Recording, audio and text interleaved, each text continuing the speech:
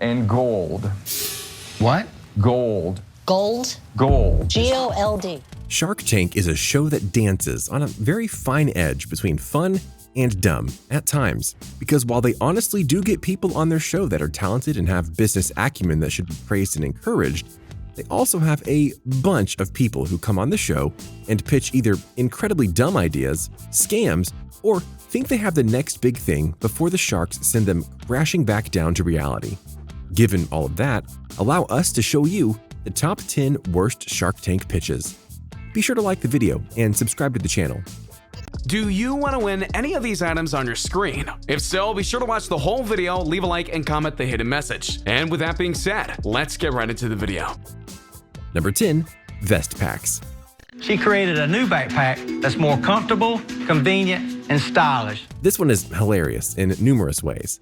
First off, two guys came in and revealed that their daughter invented an alternative to backpacks called Vest Packs when she was 12, which she then won an entrepreneur award for and even got onto Oprah as a result.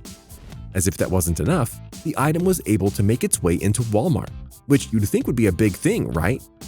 Except, while the idea may sound clever in certain ways, there's honestly nothing wrong with a backpack, and the Vest Packs aren't the most stylish thing ever, and that resulted in terrible sales. But wait, that's not the twist. The twist is that when the daughter invented it, she was 12 in 2003. So by the time the guys came to pitch their idea, she was 27. So yeah, the sharks laughed at all of this and said, no deal, and we don't blame them. Number 9. No phone. Pick it up. Step 2, hold it. It's that simple. What's stupider than having a bad idea that makes no sense?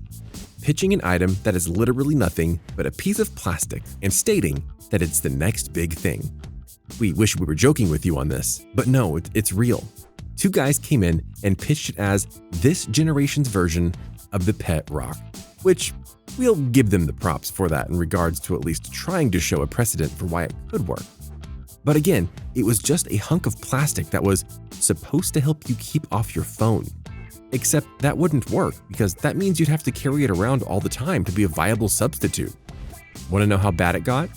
Not only did the sharks refuse to make a deal with them, for very good reasons obviously, but they also went and questioned why they were brought onto the show, and the audience agreed. Remember, only a few slots every season are given to people to pitch their sharks, and they chose these two idiots?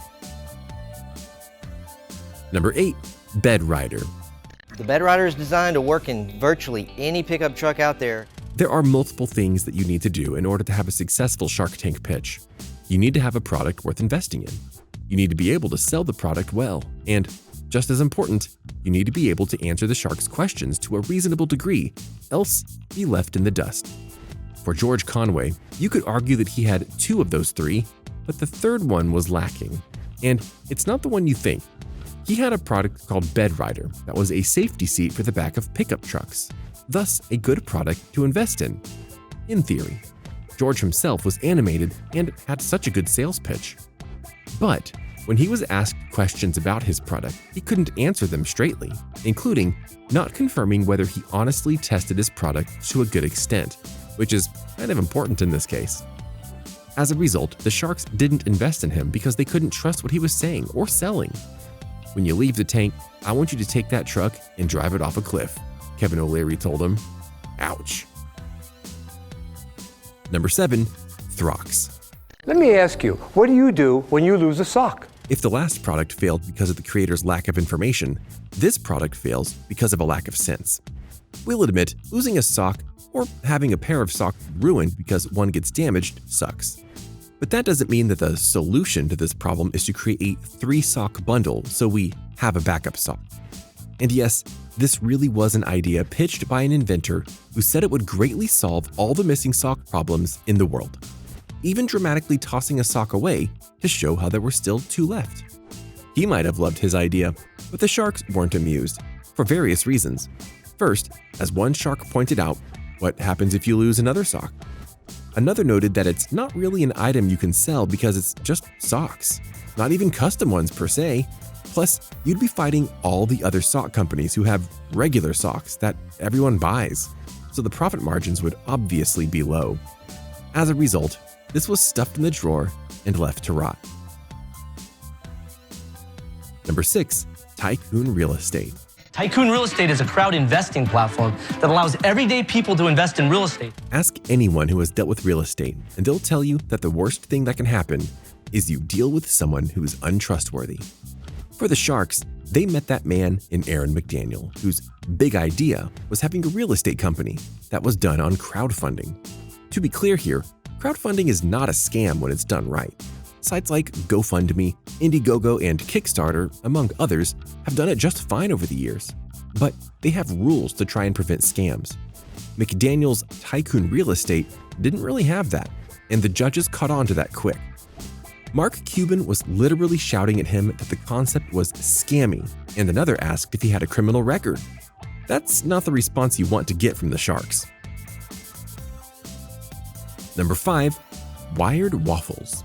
We represent the only 100% all-natural, caffeinated snack food. Problem: you want to have a nice breakfast, but you only have time to make one thing: coffee or waffles. What do?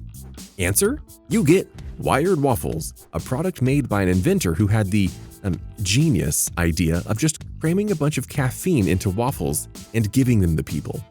On a certain level, this could work. It's not unlike 5-hour energy drinks or Monster and such. But to put it into waffles, that's a bold choice.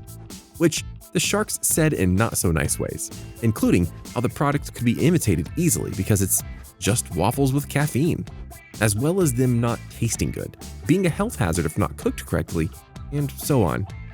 Not surprisingly, after the episode, the business eventually tanked. Number 4. Gato Cafe. There's only one thing I enjoy more than coffee, and that is cats. Here's another case of not being prepared for questions going wrong. Because when two ladies approached the Sharks for their idea of Gato Cafe, a place where you can have a coffee, play with cats, and potentially adopt one, they were able to talk about why this works, as there are cafes like this all over the world, including being a major hit in Japan. The problem, though, was that these ladies were asking for money to start the company. They hadn't made their own and proven it could work with them as the owners. So in short, they were asking for a loan to start a potential business. The Sharks never liked that, and they called them out on it. Granted, one did say that they could try and open their own and go from there, but they still didn't get a deal, and you have to wonder if they followed through on their idea. Number 3. Cougar Energy. I worked my butt off for 3 years developing a product for what women want. Some of these pitches are honestly really insulting, which we'll prove via Cougar Energy. In short, this was an energy drink that was meant to energize women who have that cougar energy, if you will. The problem, though, as the Sharks happily noted, was many-fold. Not the least of which was that a lot of women don't like to call themselves cougars, and even if they did, it's a small market. Plus, the taste was terrible, the sales he had done before were low, and the guy selling it was kind of a creep. So yeah, hard pass. Number 2, Rolodoc. Rolodoc is the cure for the old school communication that exists in medicine. When it comes to medicine, you can't be false in any way or people will get hurt or conned, which, trust us, this happens a lot. So when two doctors, and yes, they were real doctors, tried to pitch a social network of doctors for patients, the Sharks were not only mad, Mark Cuban was ticked. He literally got up and shook their hands and said they had given the worst pitch ever for Shark Tank. He told CNBC, "Typically, I don't like to be mean to entrepreneurs, but these were two doctors who I think thought they could just snow us and mislead us into thinking that because they're doctors, they're smarter than all of us." Number 1, Skinny Mirror. The Skinny Mirror design offers a subtle, believable slimming reflection. A sad fact about our world is that beauty is prized over pretty much everything else, and some people will do anything to have it, even when it's unnecessary. A fact that one inventor tried to exploit this with the creation of the Skinny Mirror, a mirror that people would buy so that they could look thinner in the mirror. Wow, just wow. We won't go any deeper into this pitch, but rather how the Sharks blasted her for all sorts of things, such as how this wasn't a true invention, as there were others like this in places like fun houses, It was insulting to women, and it honestly doesn't help because once they step away from the mirror, they know the truth.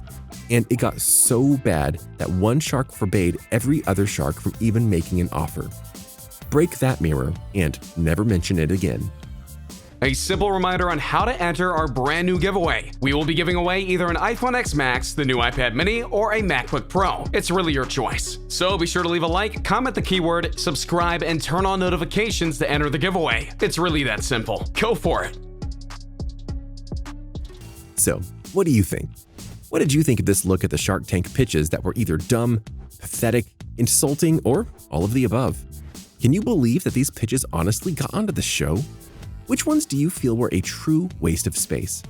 Do you feel another pitch could have been on here? Let us know in the comments below. Be sure to subscribe, and we'll see you next time on the channel.